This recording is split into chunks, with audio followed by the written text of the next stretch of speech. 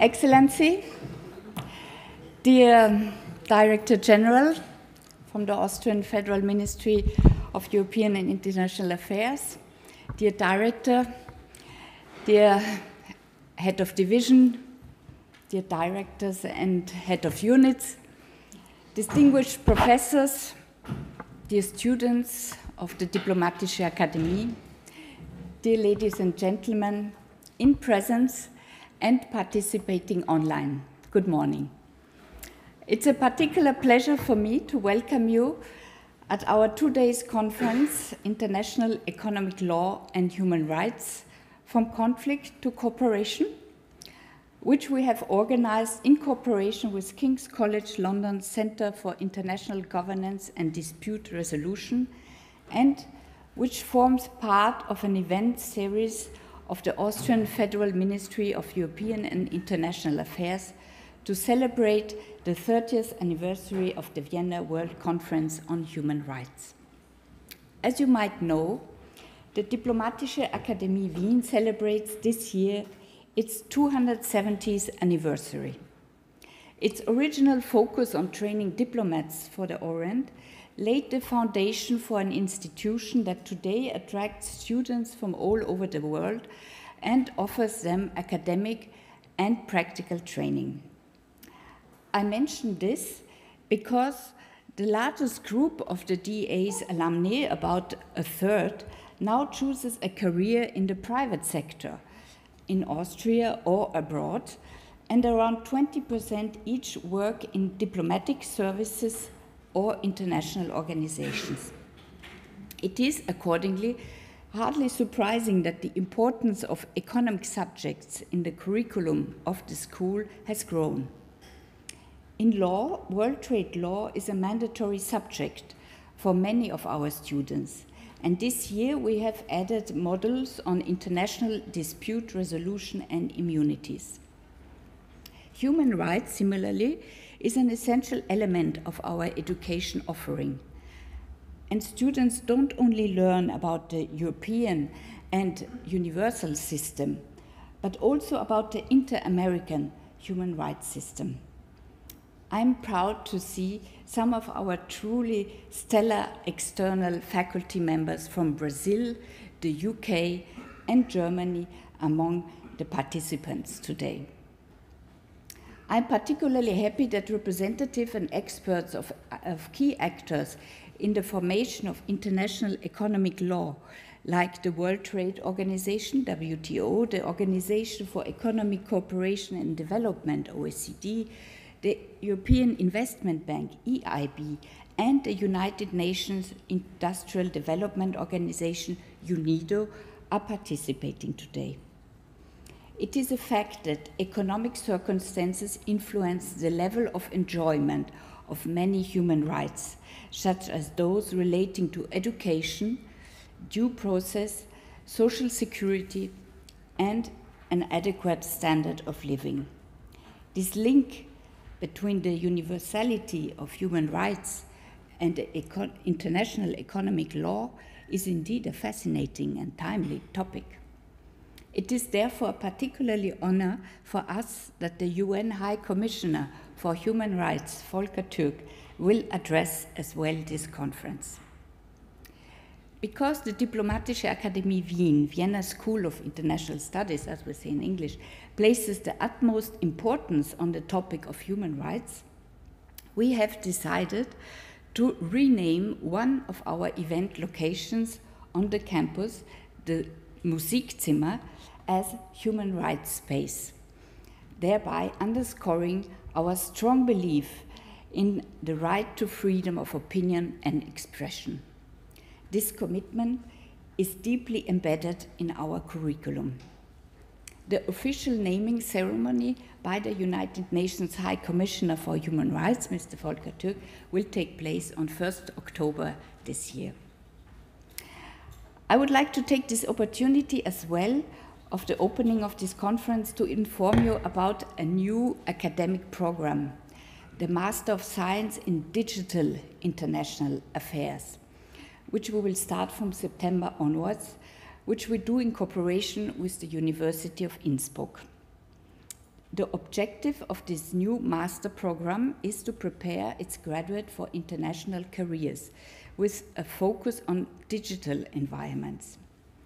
To do so, the program pursues two objectives. First, it seeks to enhance the students' understanding of opportunities and risks which digitalization has created in different interrelated areas of international affairs, such as diplomacy, law, security, or economics. Second, the program seeks to develop the students' competence in applying digital technologies, including artificial intelligence and methods for generating and analyzing digital data.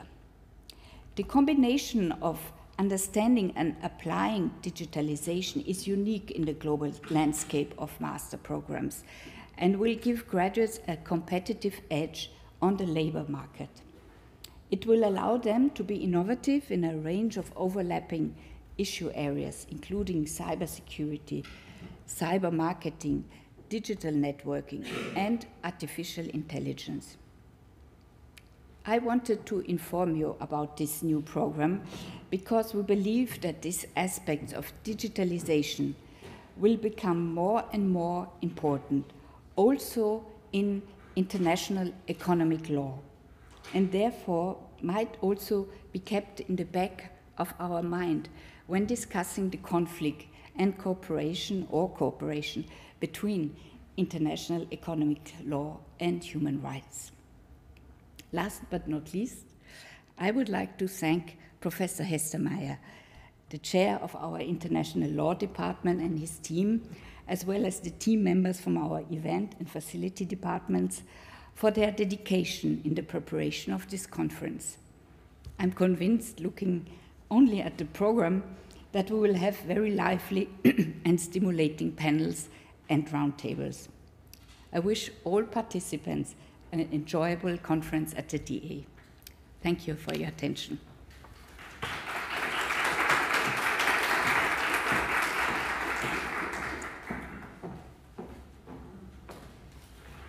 Dear colleagues, friends, I regret that I'm not able to join you for this timely conference. Our global economic system is broken. It's trapping millions in extreme poverty, entrenching inequalities, holding back climate action, and fueling the rise of authoritarianism, instability, and conflict. Wherever I travel, I see the deep pain inflicted by an overarching economic system and prevailing thinking that neglect and, at worst, push back on rights. Recently, for example, in the eastern part of the Democratic Republic of Congo, people continue to suffer from an intractable, resource-driven conflict. And it's a good reminder of how economic systems come together and play out in violent conflict situations. Put simply, the global economic system was not designed with the needs, aspirations, and rights of the many in mind. And so it has institutionalized far-reaching human rights costs, often enabling the obscene concentrations of power and wealth we contend with today.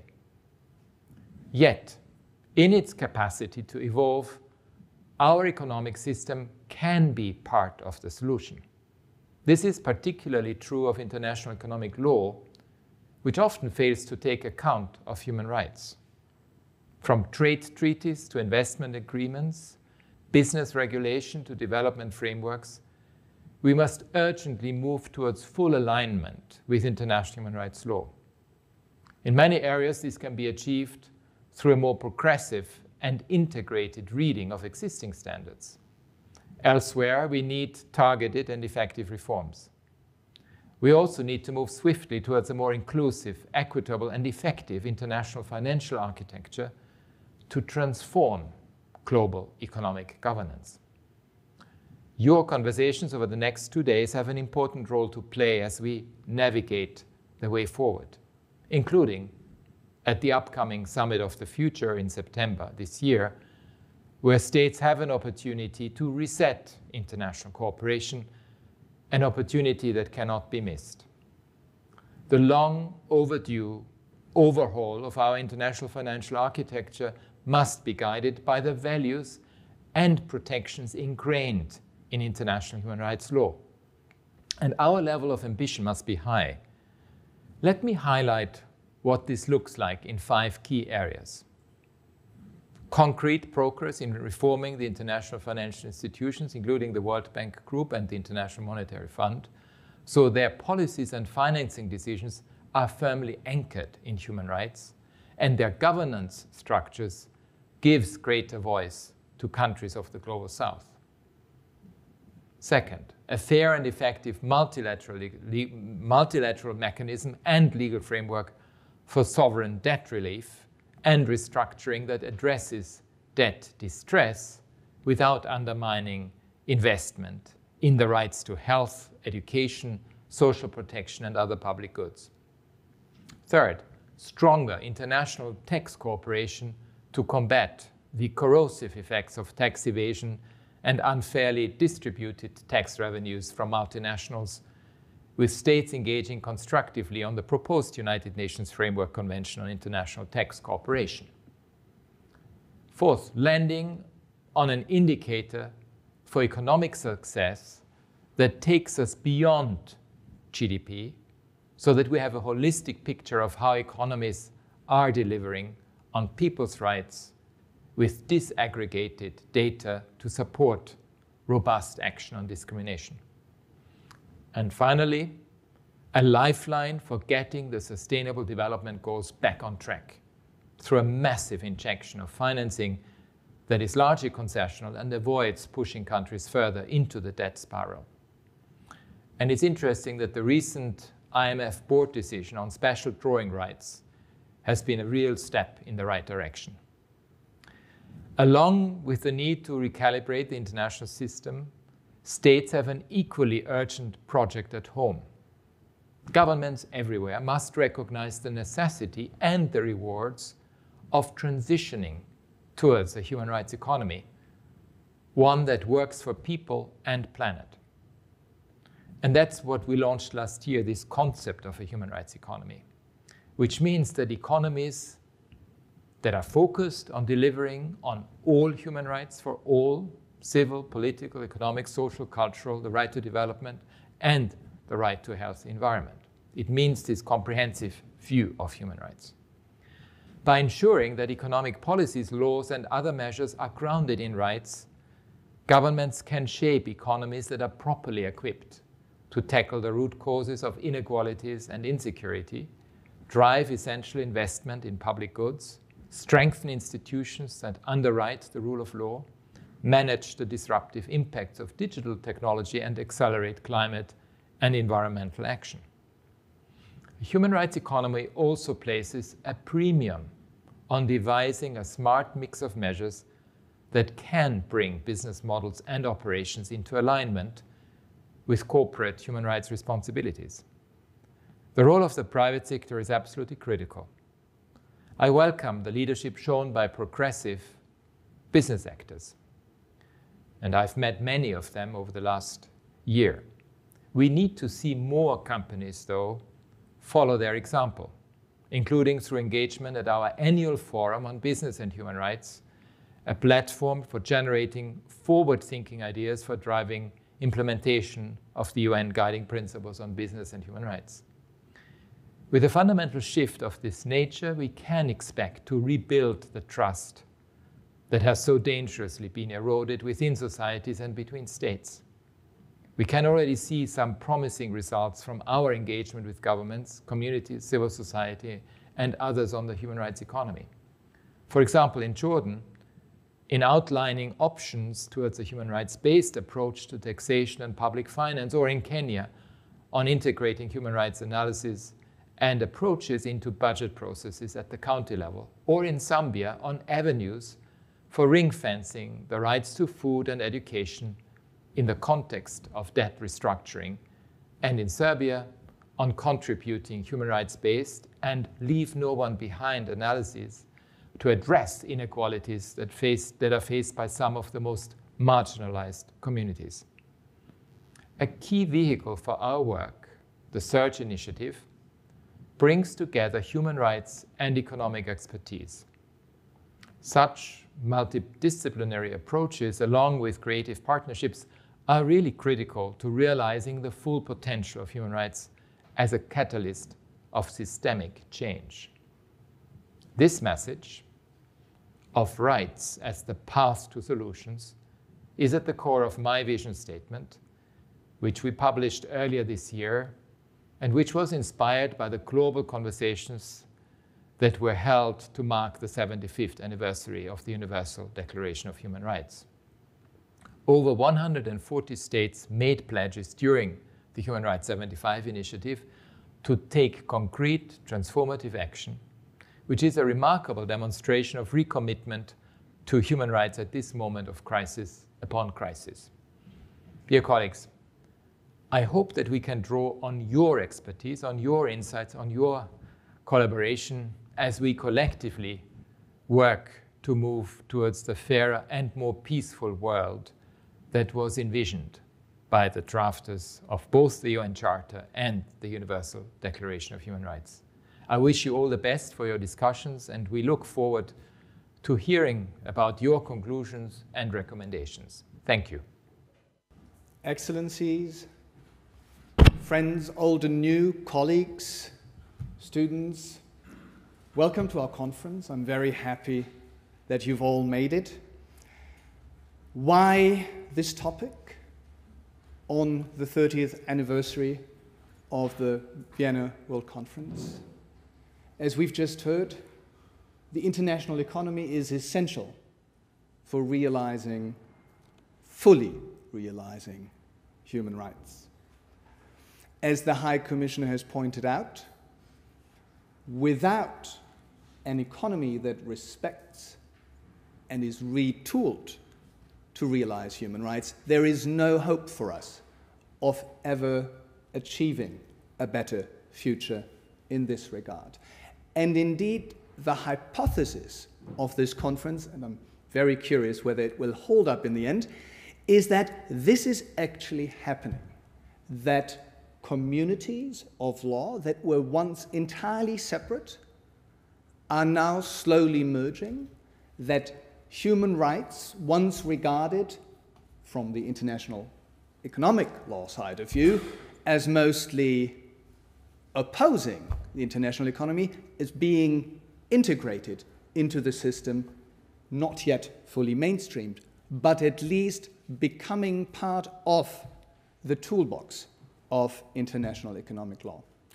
The goal of the conference is to bring together all of the various groups of scholars and to take stock. So it is not necessarily to find the grand new creative solution, also because quite possibly such grand new creative solutions don't exist, but rather to look at all of the various areas of law that, quite frankly, are now impossible to study for one single human being and to be on top of without the help of colleagues. So we look at trade law, we look at investment law, we look at finance, we look at business and human rights, and we look at technology. And of course, we also look at all of these areas from the genuinely different point of view of human rights and try to see where we stand on the topic of human rights and international economic law today. Now, I would be amiss if I would not thank all of the wonderful people who helped bring us here. First of all, our partner in London, the Center for International Governance and Dispute Resolution, and its two directors, Philippa Webb and Federico Ortino, who will both participate, though Philippa can only be here online because of other obligations. I want to thank Clara Lopez Rodriguez, our partner in crime for the general project of international economic law and human rights, and thanks for being here, even though you were sick so recently.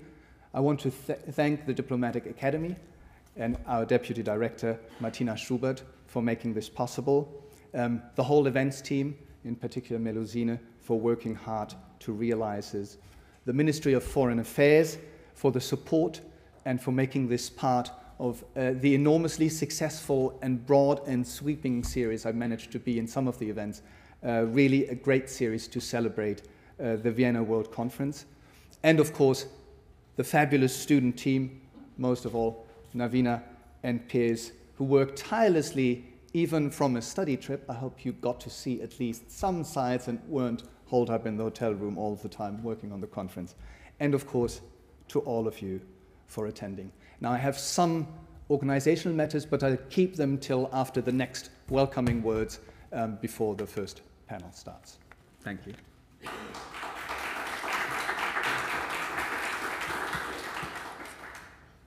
Hello, and good morning, everyone.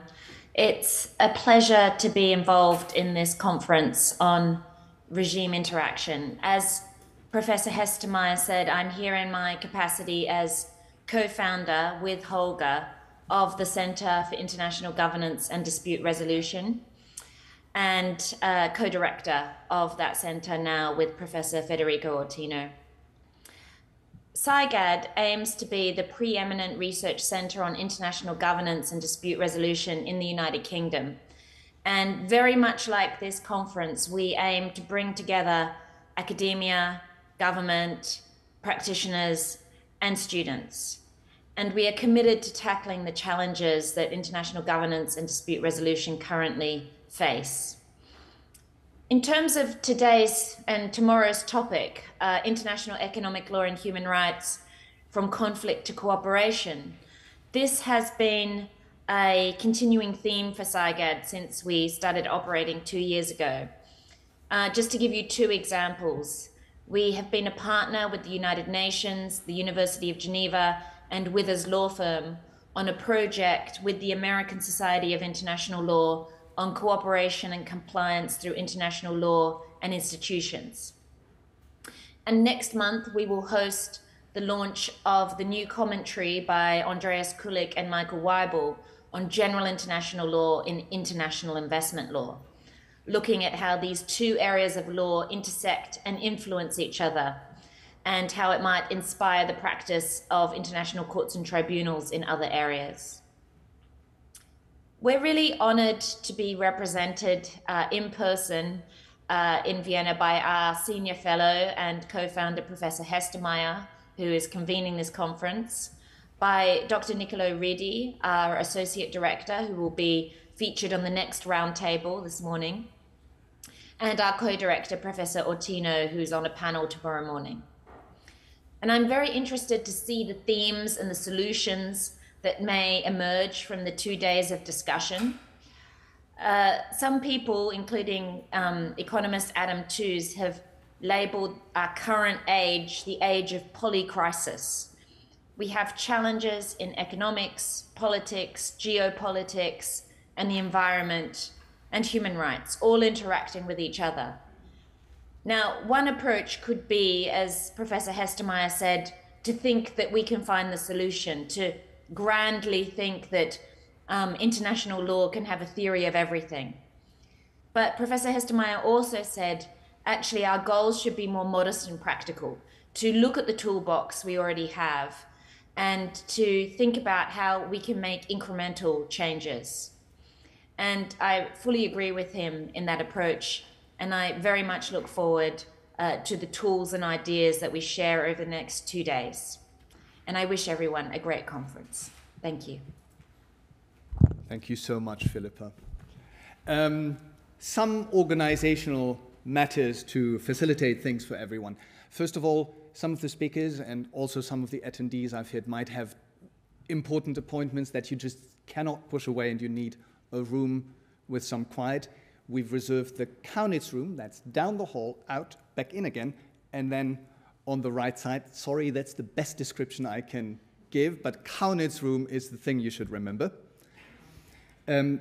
For lunch, we've reserved 2 separate sections. There's lunch for the general audience next door, and then for all of the speakers and everyone on the program in the room behind that. That is not to separate communities.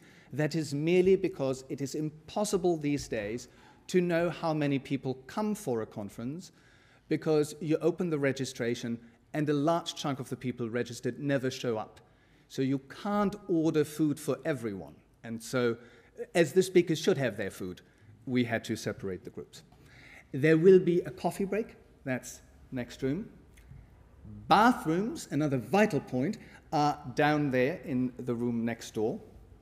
There is photography during the whole session. I just wanted to make you aware. And some of the panels, because we have to cover so much ground, unfortunately had to be in parallel.